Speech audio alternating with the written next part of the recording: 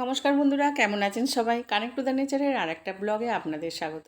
আজকে ব্লগটা শুরু করলাম একেবারে ইন্ডিগোতে বসে বসে। আসলে কাল রাত্রে হঠাৎ ঠিক হয়েছে আমাকে উম, যেতে হবে। আর কোথায় যাব সেটা অবশ্যই আপনাদের জানাবো। তার আগে আমি চলে এলাম আহ, আমাদের দমদম এয়ারপোর্টে। আর বুঝতেই পারছেন, একটা মহিলাকে হঠাৎই বেরোনো, সংসারে সব কিছু গুছিয়ে রাত্রির 1টা 1:30টার সময় শুয়েছি, শুয়ে আবার 3:30টার সময় বেরিয়েছি। প্রচণ্ড বৃষ্টি, গাড়ি করে আসছি, প্রচণ্ড বৃষ্টি। আর বৃষ্টিতে আমার একটু ভিডিও করতে ইচ্ছা করলো না, কারণ ভিডিও ভালো হবেও না, তাই আর করিনি। একেবারে প্লেনে উঠে আপনাদের সাথে আমি কথা বলতে নিলাম, আর আপনাদের সমস্ত জার্নিটা শেয়ার করব বলে। কারণ একা একা সফর করছি, আর একা করলে বুঝতেই পারছেন টাইমটা পাস হতে চায় না। তাই ভাবছি আপনাদের সাথে বকবক করতে করতে আর সমস্ত দৃশ্যগুলো আপনাদের সাথে শেয়ার করতে করতে আমি চলে যাব ইন্দিরা গান্ধী এয়ারপোর্ট, দিল্লিতে। ওখান থেকে আমি কোথায় যাব সেটা আমি পরে আপনাদের বলবো। আর এখন আমাদের প্লেন আস্তে আস্তে চলছে, রানিং মুডে রয়েছে। আর এখনই, আর এখানে ওয়েদারটা দেখেই বুঝতে পারছেন প্রচণ্ড বৃষ্টি হয়ে গেছে। আকাশ একেবারে কালো মেঘ করে রয়েছে। আর আমি যখন টিকিট করছিলাম, ব্যাগটা চেক করছিলাম, তখনই ওনাদের বলেছিলাম আমার একটা উইন্ডো সিট দেবেন। তা ওনারা দিয়েছেন আমাকে উইন্ডো সিট, আর উইন্ডো সিটে বসে আমি এগুলো সমস্ত উপভোগ করছি।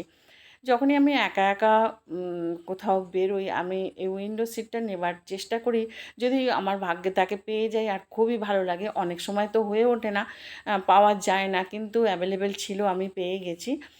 এটাও আমার লাক। আর এইটা দৃশ্যগুলো দেখবো, কারণ প্লেনে বসে থাকলে কেউ কারোর সাথে কথা বলে না। আর এখন তো এটা একেবারে সকালের ফ্লাইট, সবাই উঠেই ঘুমাতে শুরু করবে।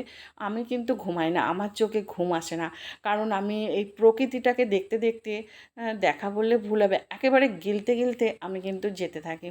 আর 1.5 ঘন্টা টাইম পাস তো করতেই হবে। তাই ভাবলাম যে বন্ধুদের সাথে এগুলো শেয়ার করি, আর বকবক করতে করতে আমি দিল্লি পৌঁছে যাব। এখন আস্তে আস্তে আমাদের প্লেনটা এগিয়ে চলেছে। এরপরে যখন আস্তে আস্তে কলকাতা ছেড়ে উঠতে শুরু করবে, সেই দৃশ্যটাও আপনাদের দেখাবো। আর আকাশে প্রচণ্ড মেঘ এই সময়।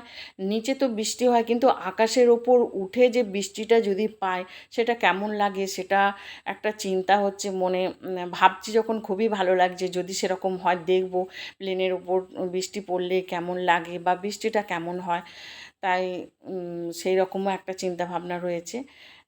এবার আস্তে আস্তে আমাদের প্লেনটা ওপর দিকে উঠে যাবে, আর সেই মুহূর্তটা খুব ভালো লাগে। ঠিক দোলনা চড়ার মতো। দোলনা চড়তে গেলে যেমন একটা হয় শরীরের মধ্যে, সেই রকম হয়।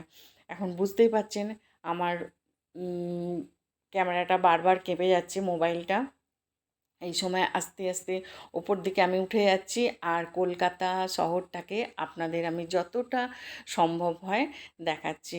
এখন আমি আস্তে আস্তে উপর দিকে উঠে যাচ্ছি, আপনারা বুঝতেই পারছেন। কলকাতা শহরকে বিদায় জানিয়ে আমি দিল্লি ইন্দিরা গান্ধী এয়ারপোর্টের উদ্দেশ্যে রওনা দিলাম আকাশের ওপর। আর আকাশটা একেবারে কালো করে রয়েছে, দেখা যাক বৃষ্টি হয় কি না। দেখতেই পাচ্ছেন একেবারে কালো। আর এই রকম অবস্থাতে কেমন লাগে উপরে উঠে সেটাও দেখব। একা একা কোথাও গেলে টাইম পাস হতে চায় না, তাই টাইমটাকে পাস করা, যাতে পাস হয়ে যায় তাড়াতাড়ি, তার জন্য আমি দেখছি। দেখুন আমাদের কলকাতা ছাড়তে না ছাড়তেই আকাশের অবস্থা কেমন হয়ে গেল। একেবারে সূর্য উঠেছে, এদিকে নীল আকাশের মধ্যে পেঁজা তুলোর মতো মেঘ। একে একটুখানি সময়ের ব্যবধানে একেবারে কালো থেকে সাদা মেঘে পরিণত হয়ে গেল। এই দৃশ্যগুলো কত সুন্দর লাগে, তাই না? আর এই মেঘগুলো দেখতে দেখতে এমন হয় কোথাও যেন একটা পাহাড়ের মতো আকার নিয়েছে, কোথাও বা কোনো মানুষের মুখের মতো, কোথাও বা জন্তু জানোয়ারের মুখের মতো, এরকম আকার নিতে থাকে। আমি সেইগুলো দেখতে দেখতে কল্পনা করতে করতে আমি চলে যাই। আর দেখুন এখন আকাশটা কেমন লাগছে, অপূর্ব লাগে। ওপর থেকে যখন দেখি না এক এক ধরনের লাগে। নিচে যখন থাকি তখনও কিন্তু মেঘ আমরা দেখি, কিন্তু আমাদের হাতে অত সময় থাকে না যে দাঁড়িয়ে কিছুক্ষণ দাঁড়িয়ে মেঘের রূপটাকে দেখি। তাই আকাশ থেকে এখন টাইম আছে অনেক আমার হাতে, তাই দেখতে লাগলাম। আর এত সুন্দর লাগছে দেখুন, আপনাদের সাথেও সেটা শেয়ার করছি। কিছুক্ষণ আগে আমার এই যে প্লেনটা যাচ্ছে তার ওপর দিয়ে একটা প্লেন কয়েক সেকেন্ডের মধ্যে বেরিয়ে গেল। আমি ক্যামেরায় ধরতে পারলাম না, কারণ আমাদের প্লেনটা মনে হচ্ছে দাঁড়িয়ে আছে। ওই প্লেনটা যখন যাচ্ছে 2 সেকেন্ড সময়, আমি মোবাইলটাকে ঠিক করতেই পারলাম না, তুলতেও পারলাম না। আর এখন আমি চলে এসেছি কিন্তু দিল্লি। দিল্লি শহরটাকে আপনাদের দেখাচ্ছি। দেখুন, কথা বলতে বলতে কোথায় কখন যে সময়টা আমার চলে গেল তাই বুঝতেই পারলাম না। আর এখন দিল্লি শহরটাকে দেখাচ্ছি। আস্তে আস্তে আমি চলে যাচ্ছি ইন্দিরা গান্ধী এয়ারপোর্টের দিকে। আর এখানে আমাদের প্লেনটা ল্যান্ড করবে। এখান থেকে কোথায় যাব অবশ্যই জানাবো। আপনারা একটু ধৈর্য ধরে থাকুন আমার সাথে। আর এখন দেখুন ইন্দিরা গান্ধী এয়ারপোর্ট, এখানে আমাদের প্লেনটা ল্যান্ড করছে। আমি এখানে এখান থেকে ঘোষণা করে দিয়েছে যে 8 নম্বরে আমাদের লাগেজগুলো পাবো, সেখানে চলে যাব। আমাদের যখন প্লেনটা থামবে ওখান থেকে বাস এসে নিয়ে যাবে। 8 নম্বরে গিয়ে আমাদের লাগেজটা নিয়ে আমি বেরোবো। তা এখন আমি আস্তে আস্তে চলে যাচ্ছি। এখনও পর্যন্ত প্লেনটা থামেনি। এবার আস্তে আস্তে প্লেনটা থামছে এবং চতুর্দিকের দৃশ্যটা আমি দেখাচ্ছি। দেখুন কি বিশাল এয়ারপোর্ট। আমাদের দমদম এয়ারপোর্টও বড়, তার থেকেও যেন এটা আরও বড় লাগে। আর এখান থেকে আমি চলে যাব 8 নম্বরে, সেখান থেকে লাগেজটা নেব। কিছুদিন আগে দিল্লির তাপমাত্রা কমে গেছিলো, কিন্তু আজকে নেমে দেখছি এত গরম এখানে। তা আমাদের এখানে থেকে কলকাতা অনেকটাই ঠান্ডা আছে। এখন আমি চলে এসেছি, আমার লাগেজটা এখান থেকে নেব, নিয়ে আমি চলে যাব 1 নম্বর টার্মিনালে। সেখানে আমার জামাই এবং আমার নাতি অপেক্ষা করছে। তা এখন আমি চলে এসেছি গাড়িতে, এখন জামাইয়ের সাথে চলে যাচ্ছি। আর আমি জামাইয়ের থাকে যেখানে সেখানে যাব। আমার গাড়িতে নাতি রয়েছে আর জামাই ড্রাইভ করছে, দেখতে দেখতে যাচ্ছি আর আমার নাতির সাথে গল্প করতে করতে যাচ্ছি। আসলে আমি এখন চলে যাচ্ছি হরিয়ানাতে, হরিয়ানা গুড়গাঁও। এখানে দেখতেই পাচ্ছেন আমি গুড়গাঁওতে চলে এসেছি।